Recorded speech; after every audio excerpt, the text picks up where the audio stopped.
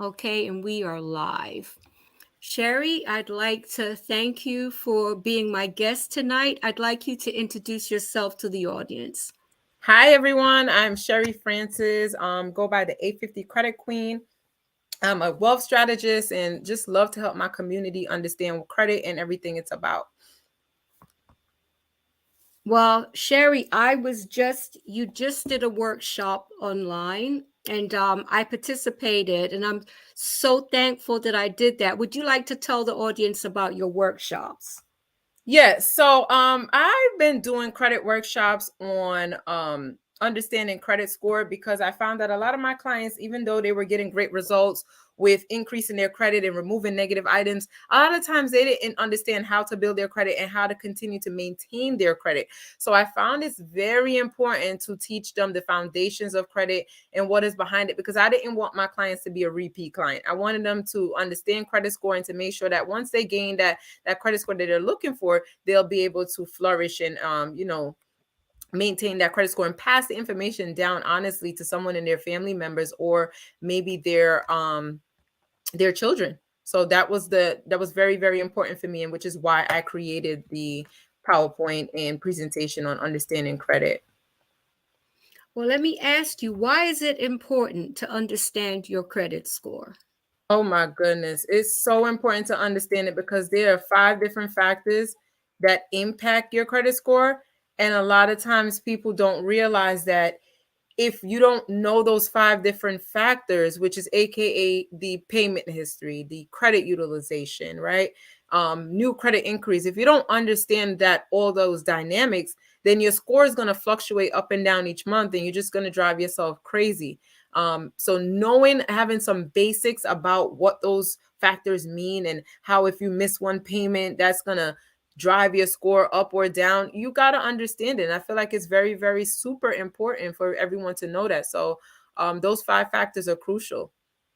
That was information that I actually didn't know.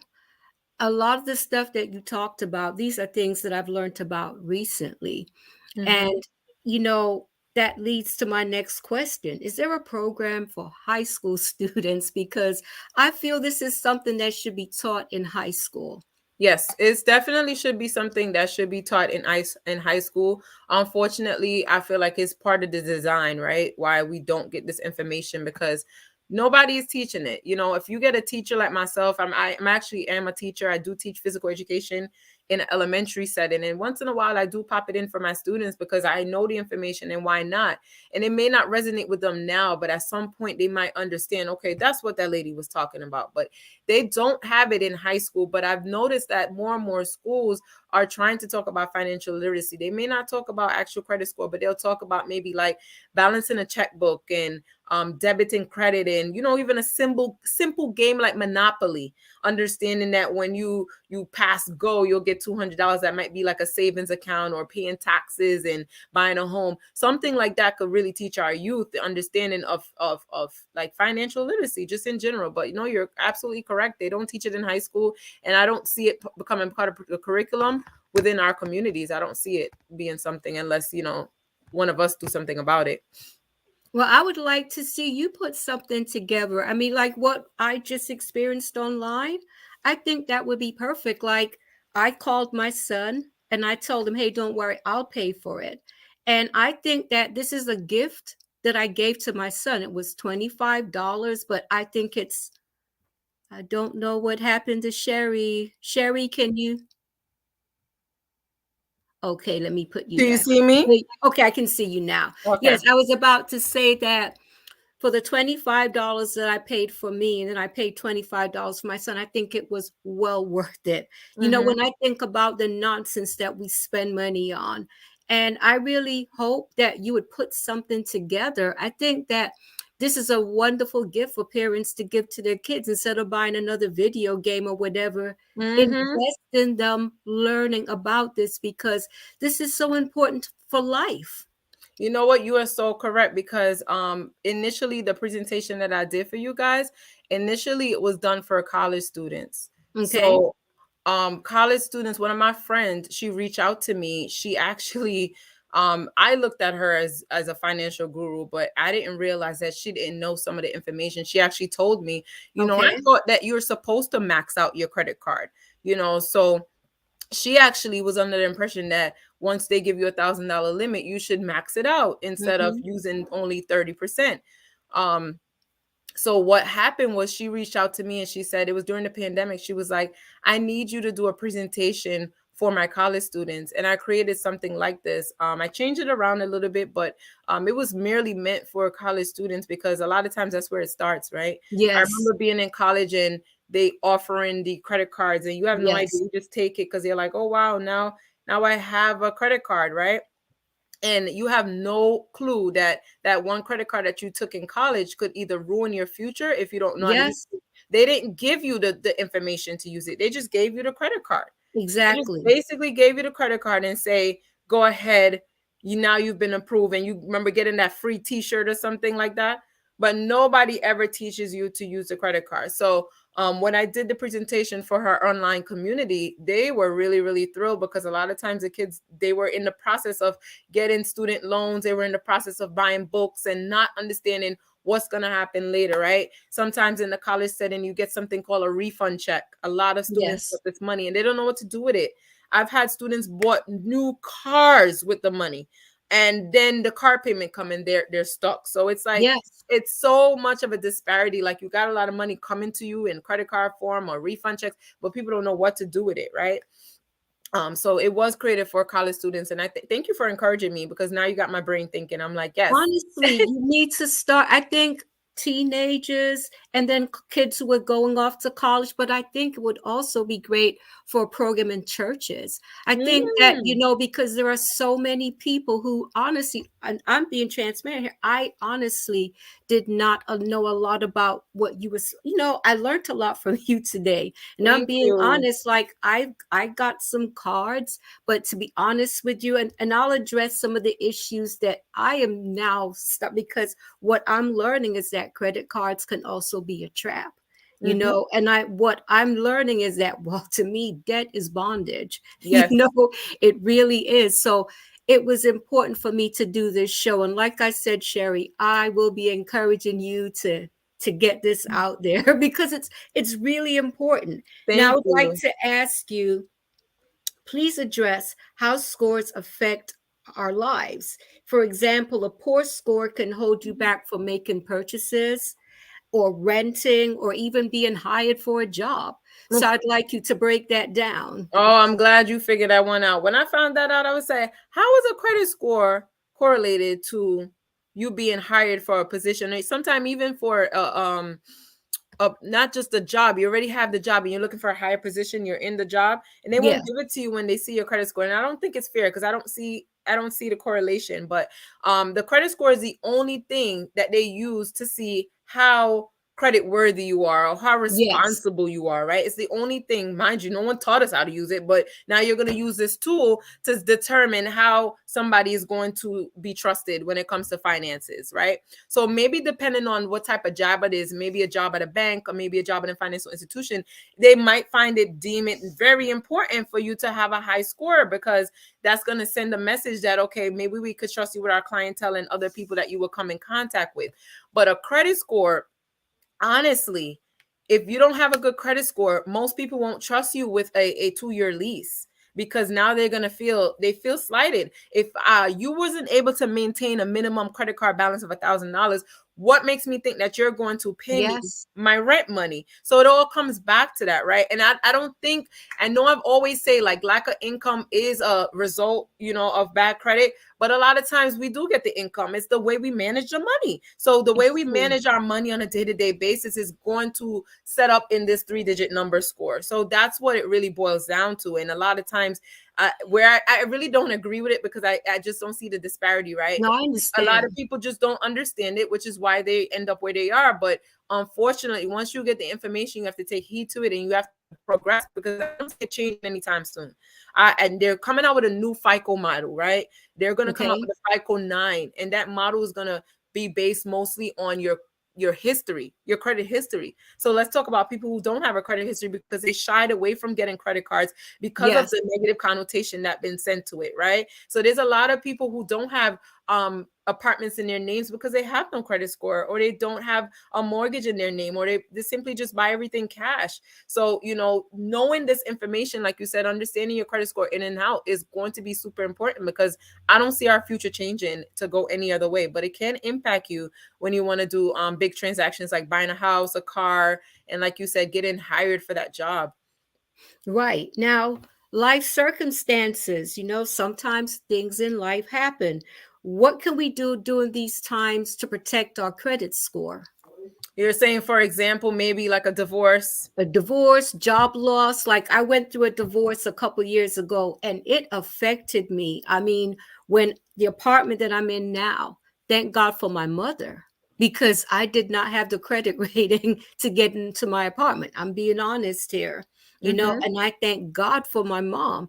And I'm thinking about for those who do not have a mother like mine to fall back Mm-hmm. on. So that's why this show is so important to me, because I want to get people thinking about how important this is. So Mm-hmm. what can we do to protect ourselves, protect our credit during unforeseen circumstances?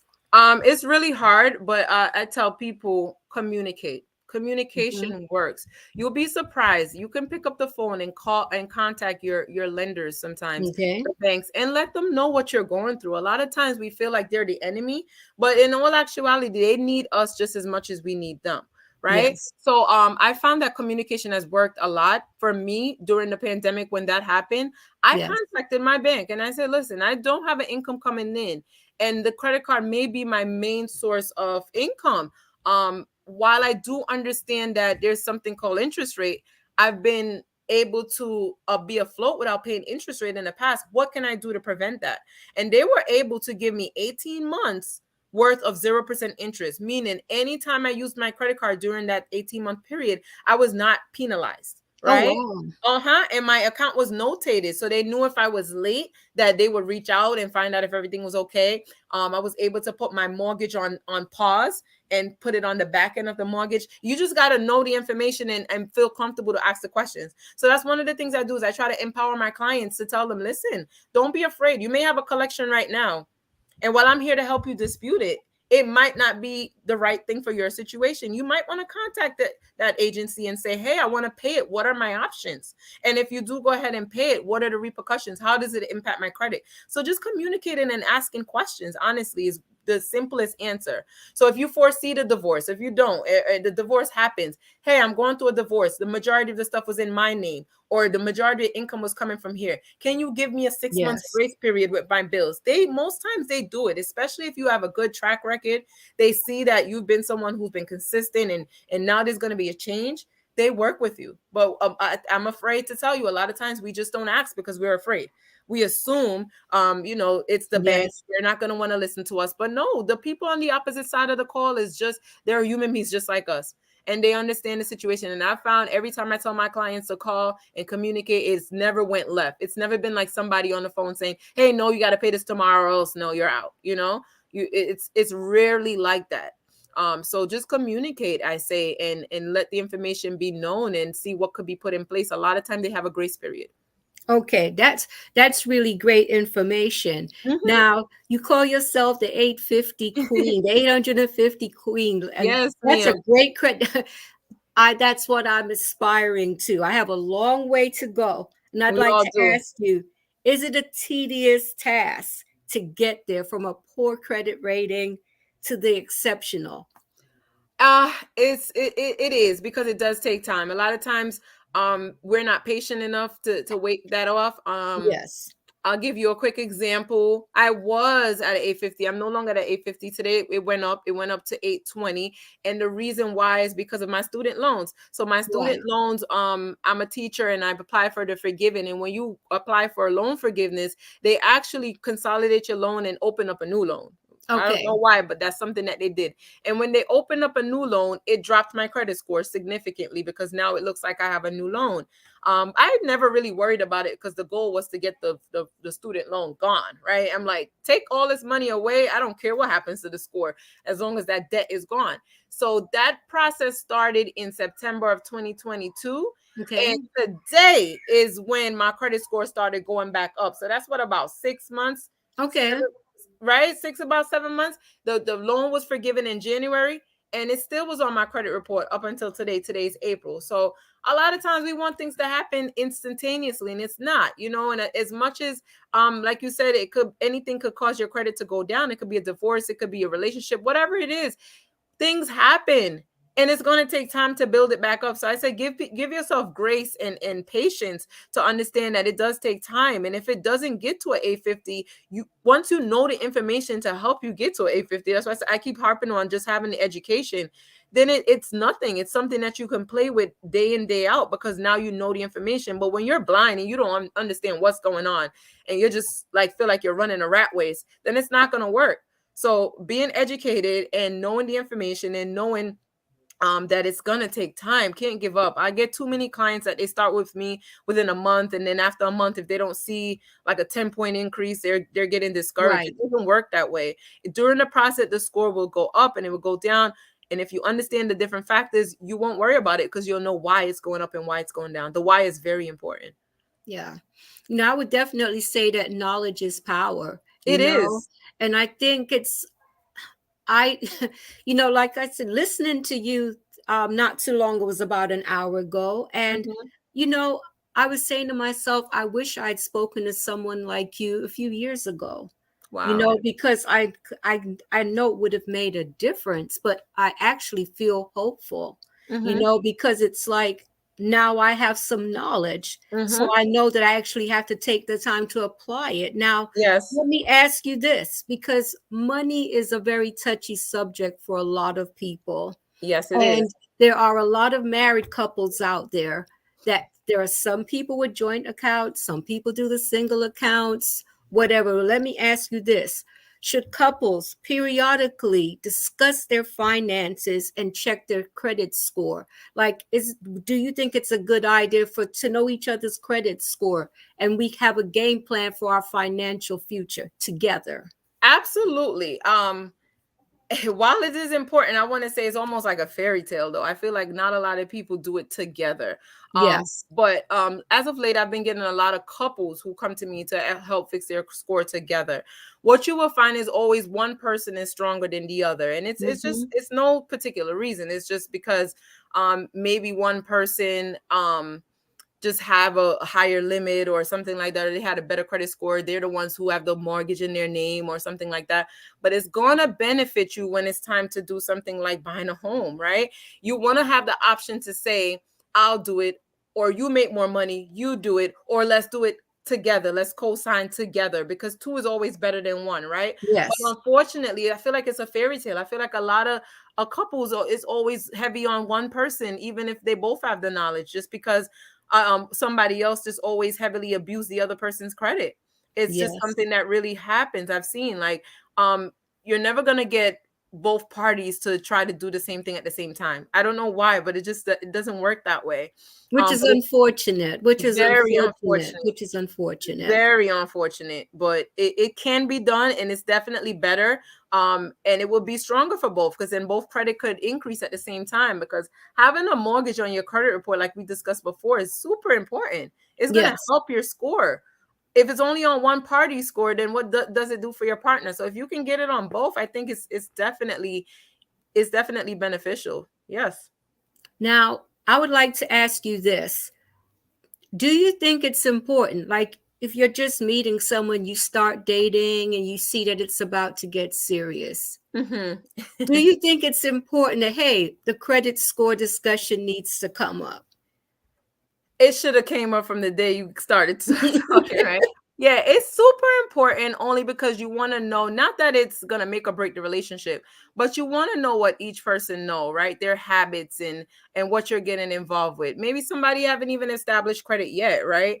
You want to know. I think a lot of people make fun of me because I say I'm the credit queen, and like, is that the first question you ask? Is it a breaker if you don't have a good credit? Right. It's not a breaker because we can fix everything. Hmm. The willingness to know, the willingness to understand, the willingness to want to fix it and to move forward, I think is more important than anything. But I think people should ask. You don't want to be surprised if you're moving so fast and then you realize, okay, we got to get an apartment together, and maybe your score as the female, I feel like females are always expected to be the one to sign the lease and make those Hmm. transactions. But if you feel like maybe that's not something you wanted to add to your credit report at this point, there should have been an opportunity to have an open conversation to say, okay, what does your credit score look like? And that shouldn't be an argument. It should be something where we can work on, and maybe now we can do things strategically. We don't just buy the get an apartment right away. We can maybe now wait a year because now we understand that financially we're both not ready.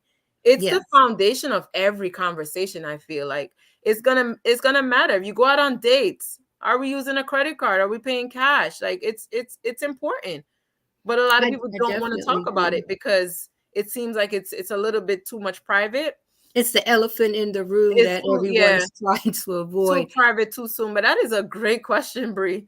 That is really a great question. I just think, life experience, it's like I know that when I start dating again, I want to make You want sure to that know. we're on the same page.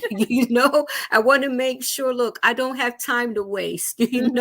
So I want to make sure that we're on the same, on the same page. And, how I'm thinking now is that a good credit score, I'm thinking about independence, being an independent woman. I think it's important to be aware of the credit score and have my goals and, strive to Yes. improve because I would like to buy a home. I would like to be able to do things without asking someone to co sign. So I'd like you to address that because, I remember going through my divorce, Sherry. It was difficult. And, I think we as women, and I'm not generalizing or anything like that, but sometimes Hmm. we just have our heads buried in the sand. It's like we think our husband will always be there, take care of us, or do whatever. But what happens when you get let down? I mean, I think that even if you have a great marriage, I think there has to be a strategy in place. What do you think about that? I wholeheartedly agree. I feel like even though it's beneficial to feel like you can rely on someone, you also have to know how you could stand alone, right? Because like Yes. you said, realistically, anything can happen at any point. And just it's like it's better to come in as two individuals to merge as one than somebody leaning on somebody else. So Yes. especially when it comes to finances, that is absolutely super important because I know most relationships do fail because of finances, not because of Yes. lack of money. So It's lack of true. communication, lack of, like you said, the elephant in the room. I Yes. may make more money than you, and do we do an account together? Do we? How do we commingle our funds, right? And Right. a lot of times you have to find out what works for you. What works for one relationship won't work for the other, right? True. I know for some people they wholeheartedly believe in all the paychecks going in one account.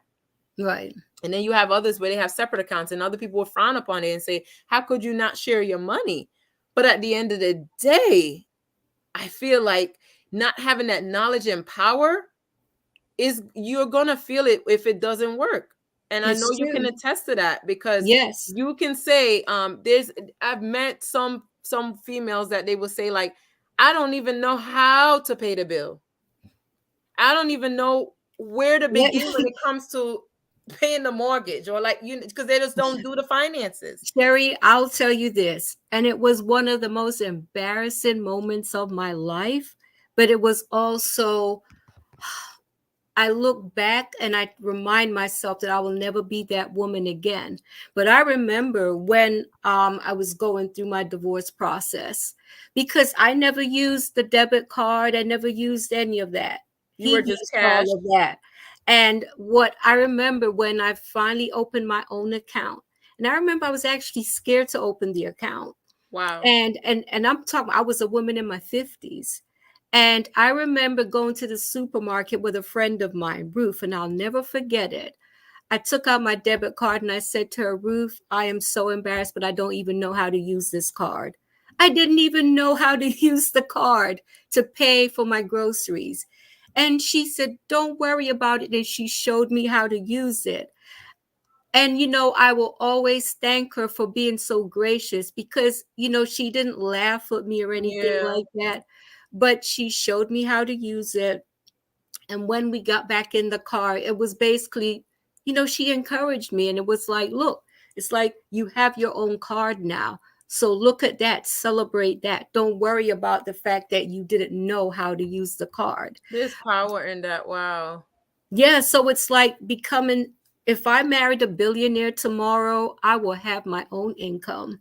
I learned some very important lessons. So that is one of the things that, like, not even just for, I'm talking about even for daughters. Yeah. I want young ladies to be empowered. I want young men to be empowered. So the thing is, I think it starts at home. Mm-hmm.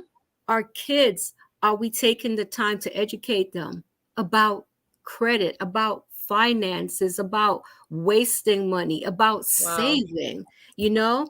So I'd like you to touch on that. Like, as a parent, Mm-hmm. my kids are adults now, but where do we begin? I mean, because I honestly think the home is a great place, but I also think the church. I Mm-hmm. think that's the second place, and the schools. Schools. Those are three places that I think this education should be out there, So I'd like you to address that. No, I completely agree with you. I have two young girls. One's 14, one is 6. And one of the things I did for them is just added them to my credit cards as authorized users, because that's another way you can have them have great credit. But what's the point of doing that if when they get it, they don't know how to use it, right? Yes, So with the oldest one of the ways that I started out with her is she has like there's a green light card or something. It's a I card heard that, about that. yeah, it's really good because when they do chores, they get paid. If she doesn't do one chore, she get 50% of the money. So right away, the habits and the work ethic starts to Yes, kick in. They know in order for me to get this money, I have to do something to receive it, right? And it starts there. You always want to condition and work on your feelings towards money, right? How do you feel about money? Money is a tool. It's not, it shouldn't be powerful. It's a definitely just a tool. You need it to survive, but it's really just a tool. So using it in that sense where the child know you have to work for it, right? And also one of the other things that you could do is like put value on the things that are in your home. yes, Maybe put a post-it and put $200 on the TV so the kids know this costs money. It's something attached to it. And unfortunately, sometimes they walk around, they don't see these things. They have these tablets and phones in their hand. $900, tag it, let them know. If it breaks, the value goes down. Things like that. You don't get a new one, so then now they could start taking care of their stuff. When parents pay their bills, no, this seems very taboo. My mom would never do it. Have them sit down with you so that they can see the Con Ed, it's a bill. yeah. Electricity, gas, it's everything is a bill, you know? I Um, I think that's important. And I remember my son Nicholas. He was in your workshop earlier mhm. when he was about 3 years old. I will never forget. He said, "I want to go to Burger King," and I said to him, "I don't have any Burger King money." Money. And he You sound said like to my me, mom. "Just go to the thing where the money zooms out." And he was talking about the ATM ATM, machine. So the thing is, and I money grow on always tree, laugh right? about, but no, the concept isn't there about how hard it is to go out and earn money. Kids just think like, oh, it just zooms out of a Grows on machine, tree. or mom and dad will give it to me. So where do we as parents, like what you were talking about earlier, I think that's a great place to start. So I would like you to elaborate further on that, So because I really think parents need to anytime you get get that. an opportunity to educate your kid. For example, my daughter, the 6-year-old, she lost a book. It's probably misplaced something, and it's from the school library. So I said to her, ask your teacher, if we don't find this book, how much does it cost? Well, how much you're gonna owe? And she kind of was looking at me like, what? So the teacher told her $10. So she came back and she told me, and I said, that's a lot of money. And she's like, no, it's not. You have $10. And I said, but for a book that you just misplaced, and I don't even think she lost it, it's somewhere around it. Yes. But in her mind, $10 is not a lot of money. So now today I said to her, I need you to take every single book off your shelf, or else you're going to be out of $10. And she had to think about it, and she did it. She took everything. She still haven't found the book, but I'm like, you really want to spend that $10? Now at 6, it's hard to comprehend. Really, Right. $10 is a lot of money, but I used it as an opportunity to get her thinking. Like, listen, it's not just money mommy's going to pull out the ATM machine or whatever and just give to you. I'm not going to solve all your issues. The real issue is here. You wasn't responsible. You borrowed something, and you weren't responsible enough to replace it and give it back. So it's going to be on you. And I told her it's going to come from her piggy bank. Her $10, if she really has to pay, it's going to come from hers.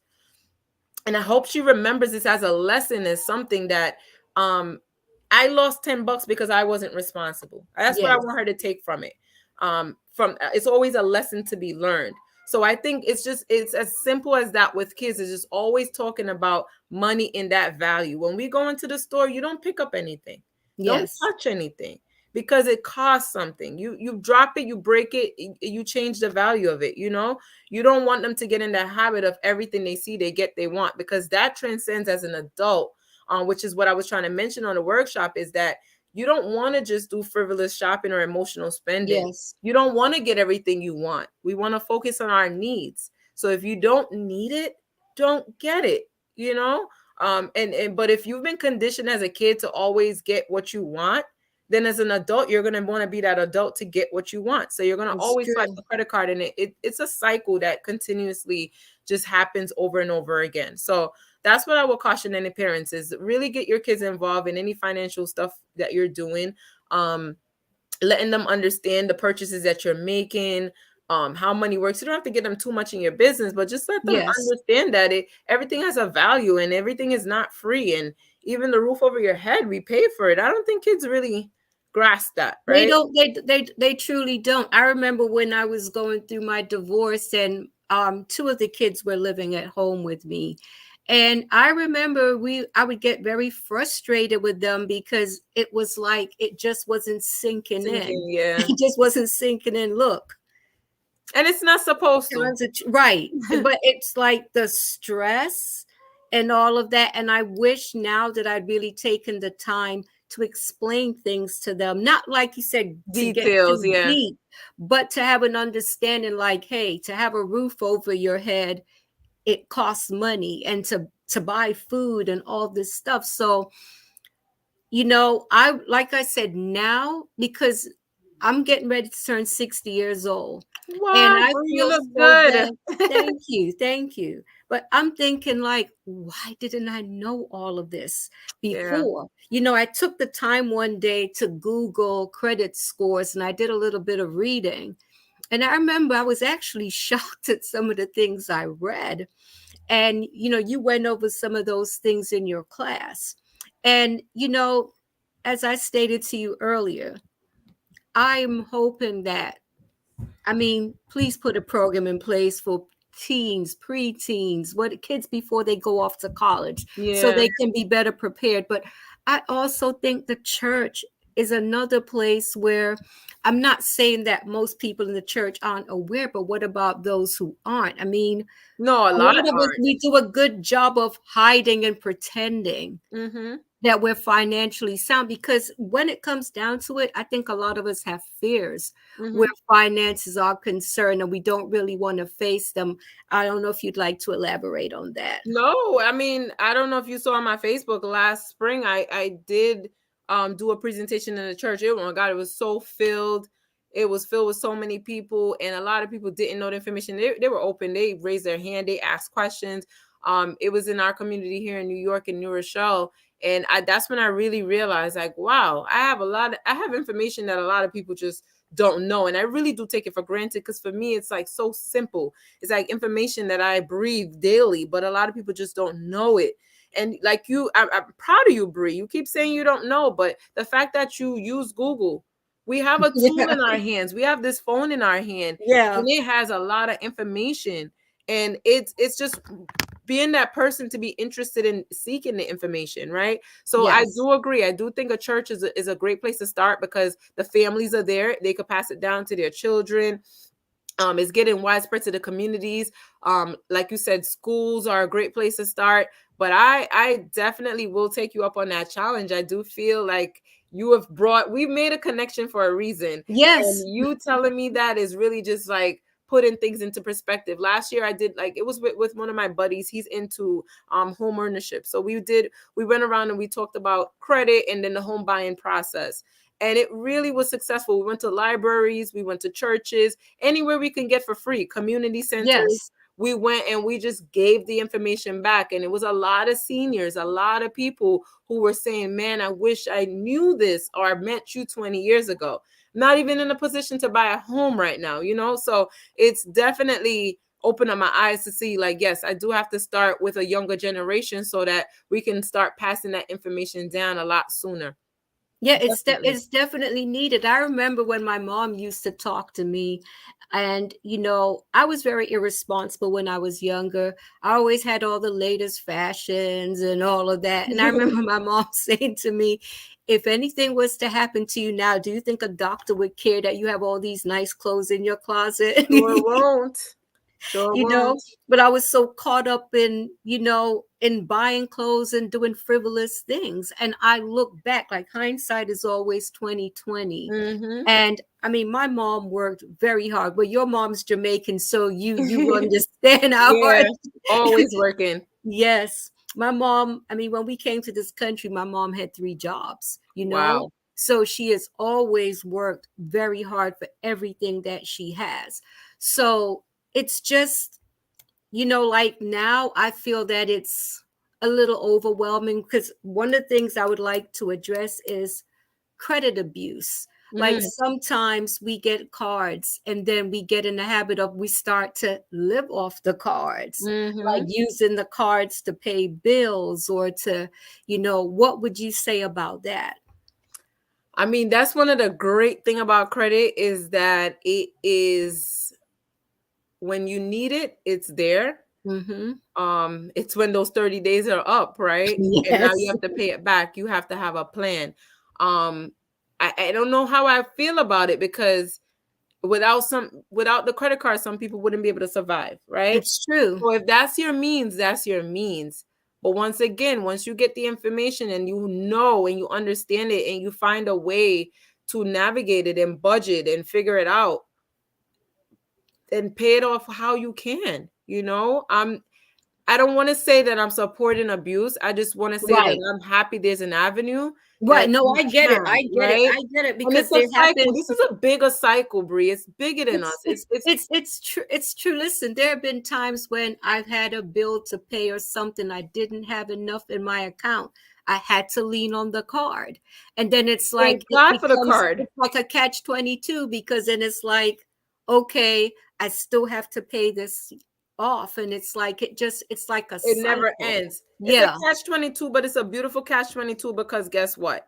If we focus, like I said, it's all about your relationship with money and how you view things. If we focus on our needs and not our wants, I bet you if you were in a store and you were going to buy something that you wanted, you will remember, no, I have to leave the room on a credit card to pay the bill because the bill is Hmm. something that I must pay versus something that I want. So at the Yes. end of the day, it still boils down to the same concept. I'm going to keep saying it. We just have to be mindful of how we spend and when we spend, because if you prioritize your needs over your wants, you will always come out on top. You will always come out on top. But it's like I wanted to say, it's a systematic and a deeper issue, because it's a lot of times it's like, you lose your income, you lose whatever it is, you're not working. But again, I know so many people who survived during the pandemic because of their credit cards.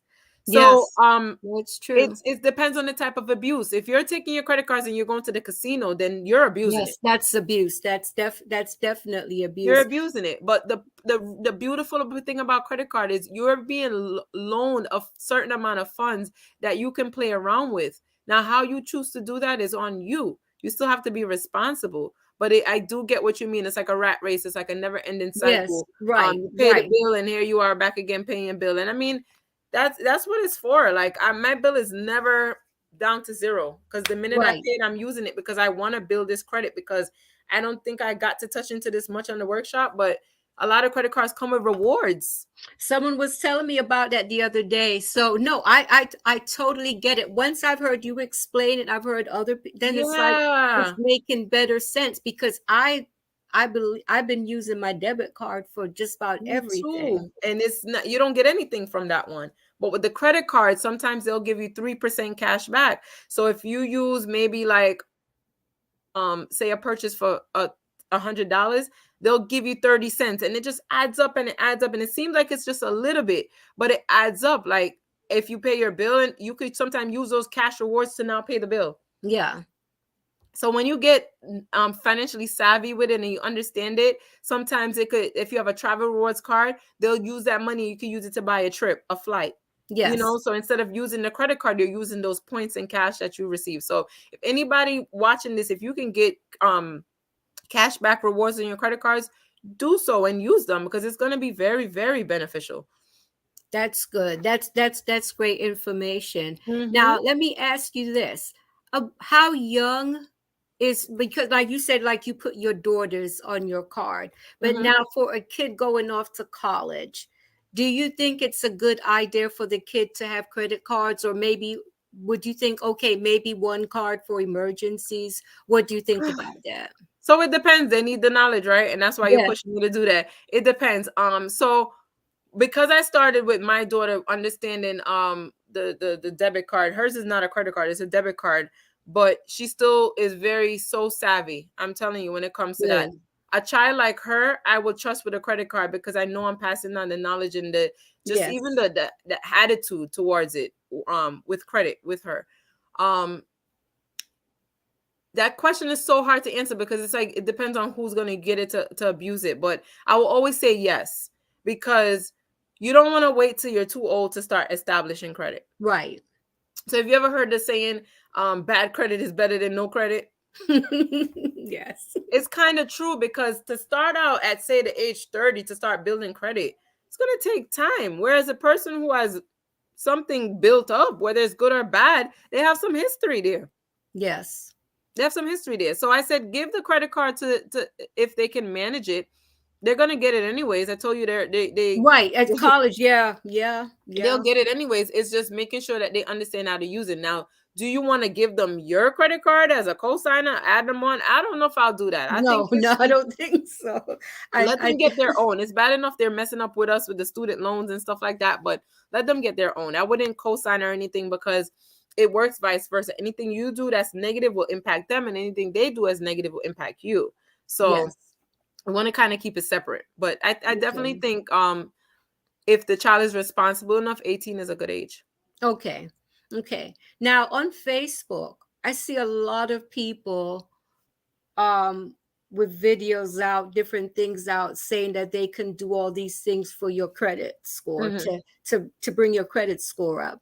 Now there are some things that to me they just seem a little too gimmicky, and I would like you to address that. I mean, when a person is seeking a person that offers the services that you offer, Mm-hmm. what should they really take into consideration before they sign on? Well, you first want to see if this person is reputable, right? Obviously. And a lot of times you can tell from social media how consistent a person is. Yes. Are they posting consistently? Are they just posting once in a blue about credit? Like, what do they know? When you come to my page, it's going to be evident from the first scroll that this is what I'm serious about. This is what I'm passionate about. This is what I'm doing. It's going to be evident there. Of course, Facebook, we all use it for fun and games. I try to be as motivated and inspiring as possible. But at the end of the day, I'm there to network and to help anyone who needs to improve their credit score. Yes. And I will hope you get that sense when you come to my. You could scroll back all the way to the day I created the page. I saw a video, and I think it was one you did at the church. Yes. And it wasn't a very long video. Nope. It really wasn't. But it grabbed my attention. and I said, I'm going to take a chance and send her a message and And look ask at her would she us. be on my podcast. And you were like, how did you find out about me? But it was like, And look at us now, right? So, right. social media is a powerful tool. I love it because I would never meet people that I normally wouldn't meet, even in Yes. my own state. Like, I wouldn't meet it besides if it wasn't for Facebook. But there is some negatives on there, and there's people on Yes. there who aren't there for the real reason, and who are doing things not fairly, or things are scams. But I would say to anybody, if you're looking for someone who's reputable, you're going to see a pattern on their page. So you Yes. want to make sure that you are vetting people, to make sure that they're people. You want to get on the phone with somebody, have a phone consultation, making sure you're taking that meeting from offline to online to offline, to make sure that person is vetted. Yes. But you will see the telltale signs on someone's page.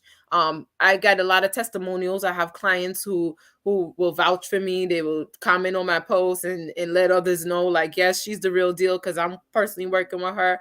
So anytime I try to get testimonials, or these videos like this you and I are doing right now live, this will increase the credibility of the person. So Yes. yeah, everyone has become an expert since COVID. And Yes.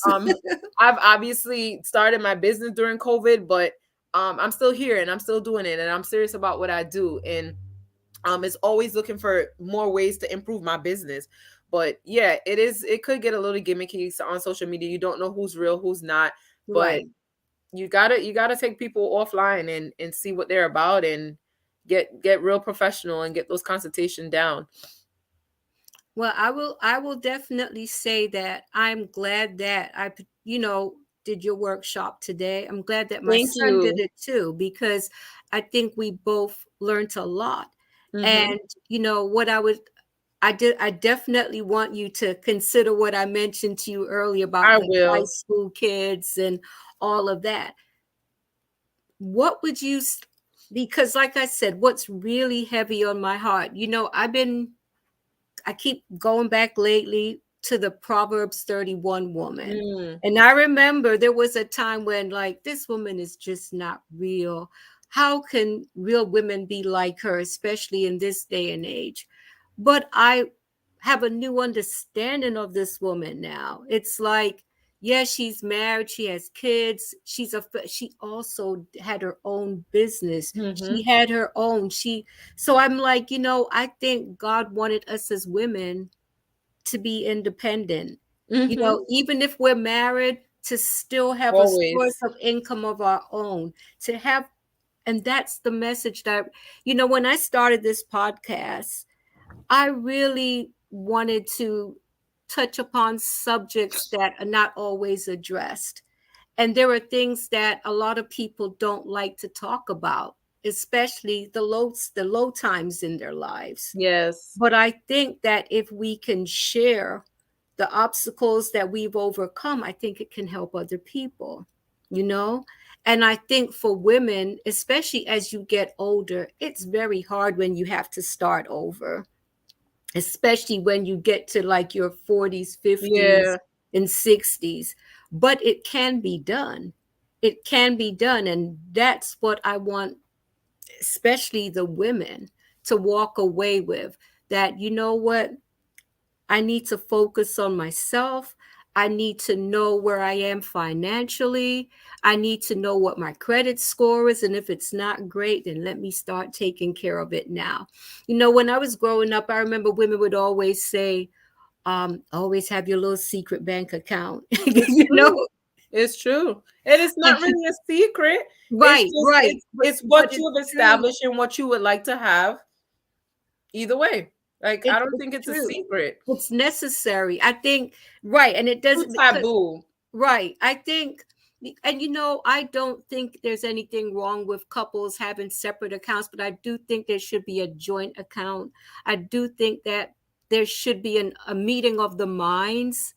And that's another thing I would like you to consider, like a couples class, Mm. because I think it would save a lot of marriages, No, you're right. because so many people, because I mean, finances was one of the reasons why I didn't want to be married anymore, and I know it's such a common thing. And I think that it's just, we need to be real with each other. We need to be real with our children. We need to just be real Real. and address this issue, because I think that, as I said earlier, knowledge is power. And I think, because the more I have learned, like when I listened to you today, I was like, you know what? I can see where I've made some mistakes here, but now I have some knowledge to apply. Exactly. And now I know that, okay, now I can just try to make the changes that I need to make. So I'd like you to leave some words of encouragement. And I don't want you to rush, but I need you to talk to that person that was me 5 6 years ago, that everything was like, I didn't know where I was going to turn, what the heck I was going to do. You know, I didn't even want to know what my credit score was because it was Mm. so bad. You know, what words of encouragement would you give to that woman? Or to that man, because men do Wow. business Yeah. sometimes too. That is a lot. That is heavy. I want to say, just know that anything that's broken is can always be fixed. It can Yes. always be fixed. And I get it, a lot of people, one of the first questions I ask in my consultation is, what's affecting your score, right? Just a Yes. simple question. Or do you even know your score? Most people know it now because obviously with like apps like Credit Yeah. Karma, and I feel like society is doing a better job of, talking Yes. about it. But when you ask what's affecting it, most people are like, they shy away, and they're like, I don't even want to tell you, because there's always a narrative or a story attached to that number. And people really get really deep. It's a lot of information. It's almost like you're saying financial counseling, because to expose and to pull back those layers is a lot. So somebody may come with a 400 credit score, and it's not just a 400 credit score. It's an abusive relationship that needed to end. Yes. It's so much behind. It's an eviction because I didn't know to curb my obsession with alcohol or drugs, or it's so much that goes into it. That's why I say it's complex. It's not just, yes, pay your bills, blah blah blah. It's life that happens behind it. And I think just having the courage to talk about it. Number one, if you've already reached me, I think you've done a good job by reaching out and knowing that you need help, and you're starting to seek the help. So I think if you've gotten to as far as talking to someone about it, you've Yes. already done your part, right? But to pull back that layer and really dig deep into it, you got to know to push forward. Because what I Yes. get a lot of times is people, they start the process and then they go back and they dwell back in their situation, or they fall back into old patterns, and they Yes. never push forward.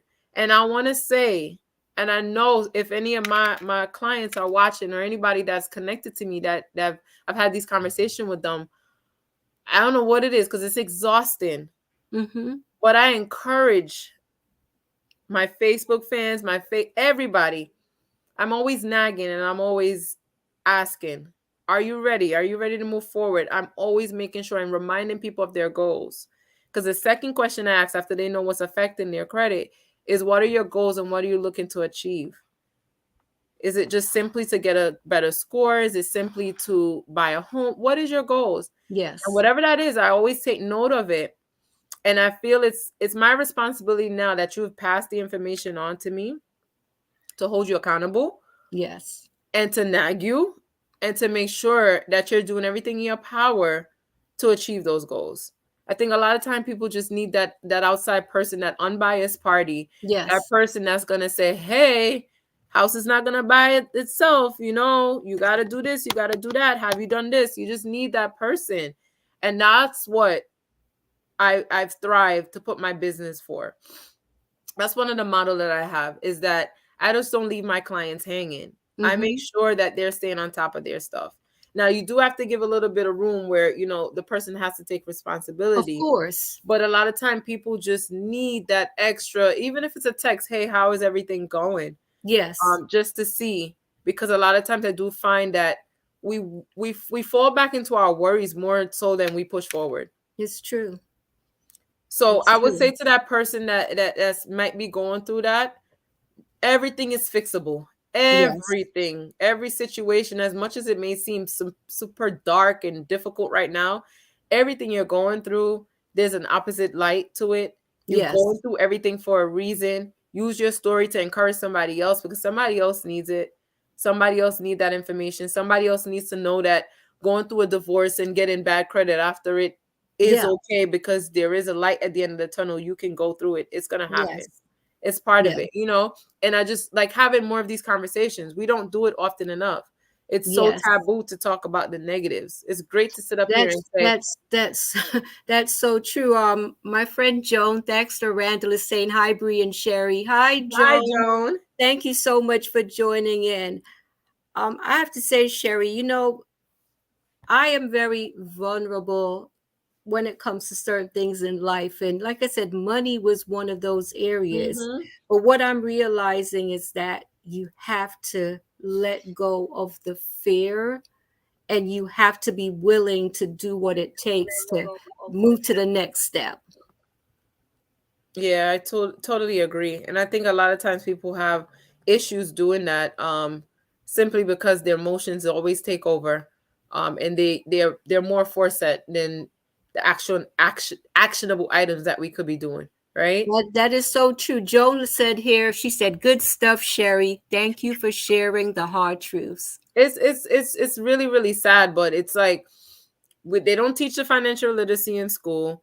Then a psychological wellness, obviously, emotional intelligence. There's so much that could go into all of this, It's right? true.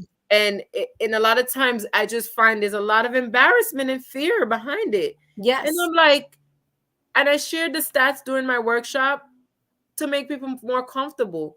1 in 4 Americans have a bad credit score. So what do you got Yeah. to be embarrassed for? The next person next to you, they're going through the same thing. But Yeah. if we don't talk about it, we're always gonna feel like it's something coming from a dark place and it's soaking and like it's nothing to be. You cannot be embarrassed for something you weren't taught or given information to control. And if it So already true. happened, let's take control of it. So That is so true. it's a For lot of those, embarrassment. it's true. It's the truth.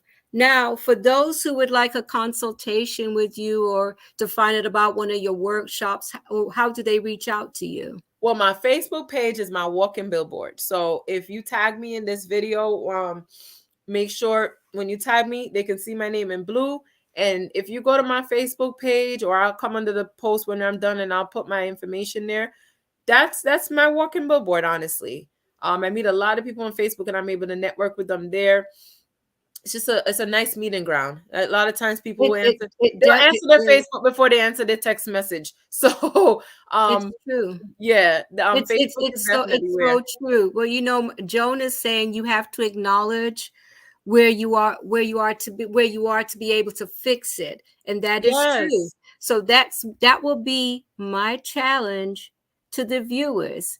It's like, listen, if you're a couple that's going through some financial difficulties, sit down together, talk about it, get in touch with Sherry.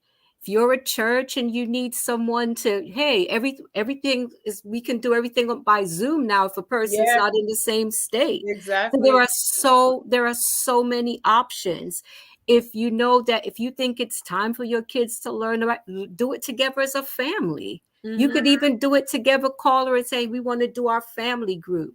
But it's time for us to just stop being ignorant, and You're right. it's time for us, if we want, like we talk about generational wealth and all that, that word, that phrase is thrown around a lot. Yeah, it But sounds instead good, of just right? throwing it around, let's actually come up with a game plan and do it. Yeah, You know? it sounds good until they actually put it into action. What does it really mean? And everything you do on a daily basis is going to impact whether or not you would be able to pass around generational wealth and financial literacy. So I definitely agree.